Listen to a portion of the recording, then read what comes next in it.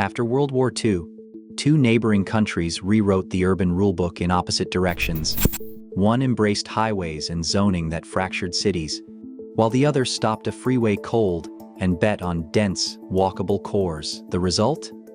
Daily life in a Canadian city feels shockingly different from any place just across the border. The policies that shaped this divide, like the 1971 halt to Toronto's Spadina Expressway, set off consequences still unfolding today. But what really happens when city building takes a radically new path?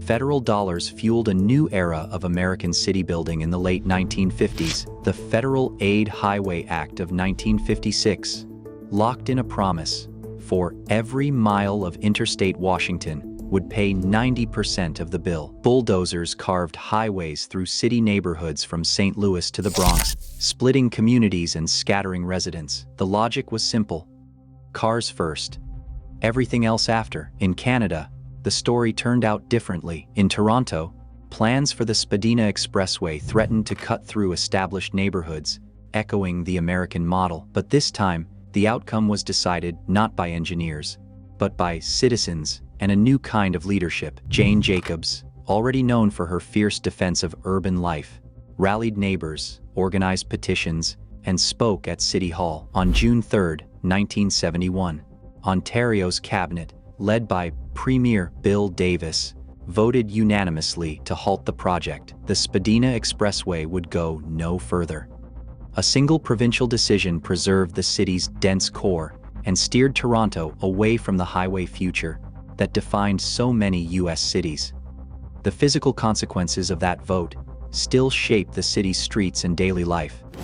Zoning and highway construction left a permanent mark on American cities. In the 1950s and the 1960s, planners like Robert Moses pushed for highways that cut deep into urban neighborhoods. The Cross Bronx Expressway, his most famous project, sliced through the heart of the Bronx, displacing more than 60,000 residents and isolating communities on either side. These new roads did not just move cars, they redrew the map. Single-use zoning laws spread across the country, separating homes from shops and offices, and locking neighborhoods into rigid patterns. By the end of the 1960s, most U.S. cities had adopted zoning codes that made it nearly impossible to build the dense, mixed-use blocks that once defined downtowns. The result was a patchwork of fragmented spaces, with highways as barriers and vast stretches of land reserved for only one purpose. In Canada, the absence of this kind of zoning and highway-driven planning left cities more integrated,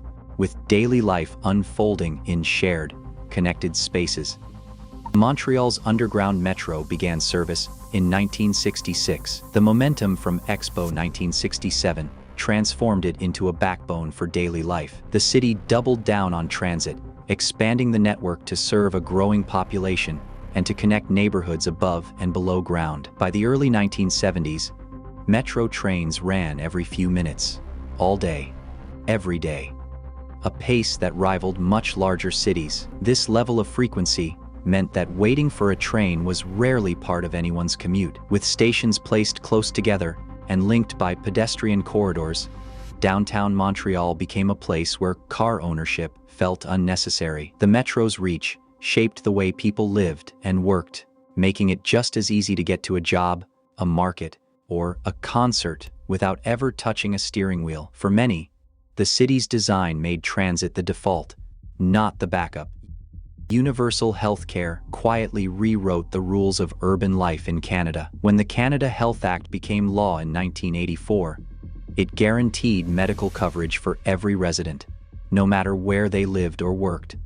Unlike in the United States, where employer-based insurance often ties people to specific jobs or cities, Canadians gained a freedom that's rarely discussed: mobility without medical risk. Clinics and hospitals are distributed across urban and suburban neighborhoods, not clustered around corporate campuses or insurance networks. This means families can move for school, transit, or housing preferences without worrying about losing access to care. The effect ripples through city life. People aren't anchored by job-based benefits, and medical services follow population, not profit. Over time, universal coverage has helped Canadian cities maintain more balanced growth and reinforced the idea that location is a choice, not a constraint.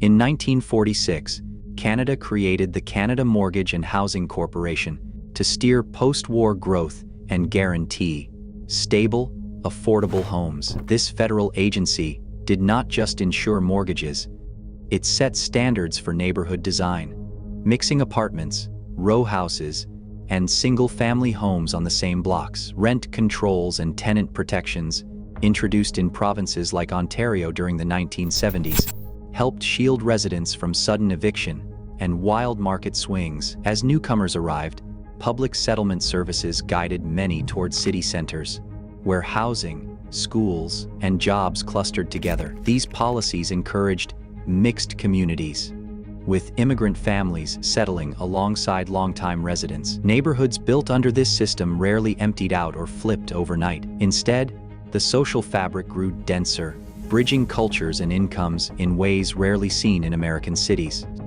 Street-level life in Canadian cities feels different for reasons that go beyond planning. Gun ownership rates remain low, and the firearm homicide rate sits at just 0.5 per 100,000.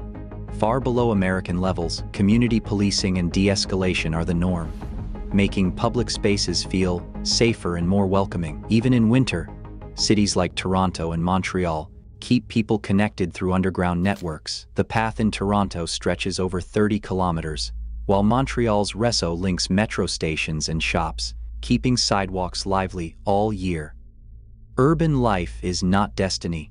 It is the sum of policy choices made every day. As cities worldwide face rising inequality and climate strain, the next decision shapes tomorrow's reality. What would you choose?